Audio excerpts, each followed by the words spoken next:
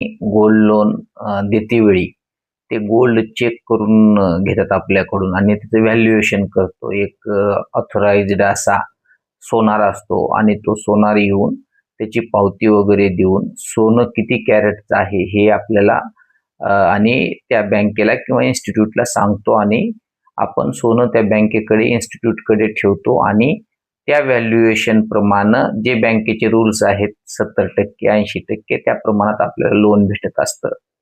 परंतु ह्याच्यामध्ये एक ग्लिच अशी आहे की ज्यावेळेस आपण लोन फेडतो 1 वर्षानं लोन फेडलो आपण आणि सोनं घ्यायला गेलो की डायरेक्ट बँकवाले किंवा इन्स्टिट्यूटवाले डायरेक्ट आपल्या हातामध्ये सोनं देतात ते आणि घेऊन जा म्हणतात. त्या ठिकाणी आपण चेक करत नाही.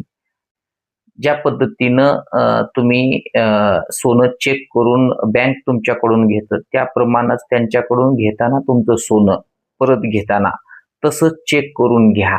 त्याच सोनाराला बोलवा, त्याच ठिकाणी बँकेतून घेताना चेक करून घ्या. बऱ्याच ठिकाणी ते सोनं बदलून टाकतात, तशाला तसं दुसरं प्रॉडक्ट ठेवतात आणि आपण 4 वर्ष घरी नेऊन ठेवतो आणि 4 वर्षाच्या नंतर आपल्या काहीही लक्षात राहत नाही आणि बँक किंवा ते इन्स्टिट्यूट आपल्याला बोलू देत नाही.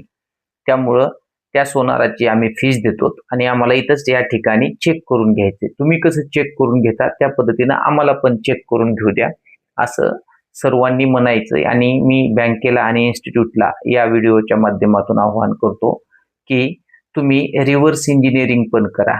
घेताना तुम्ही ठोकून सोनं घेता व्यवस्थित आहे का, तसंच त्या पद्धतीनं तुमचे एम्प्लॉई तुमचे जे कुठला तिथला स्टाफ असेल त्यांनी तो काही करू शकतो. त्यांच्या ताब्यात सोनं असतं, तशाला तसं सोनं ते बनवून देऊ शकतात आणि एवढं सेम टू सेम सोनं आजकालच्या टेक्नॉलॉजीच्या जमान्यात बनवता येतं.